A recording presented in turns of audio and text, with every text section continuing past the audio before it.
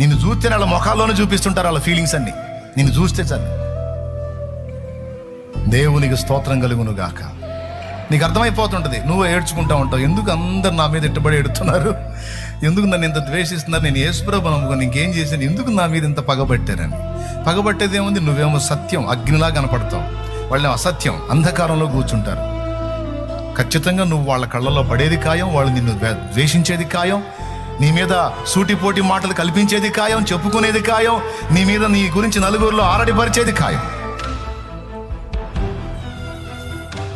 అవి చూసుకొని నువ్వు ఏడిసేది కూడా ఖాయం. నేను చెబుతున్నా, అస్సలు లెక్క చేయొద్దు. నిన్ను చూసి 2 తలకాయల దగ్గరికి వచ్చినాయి అంటే నవ్వుకో నువ్వు అంతే. దేవునికి స్తోత్రం, హల్లెలూయా. ముఖ్యంగా పురుషులకి స్త్రీలకి అందరికీ చెప్తున్నా, నువ్వు సిగ్గుపడద్దు.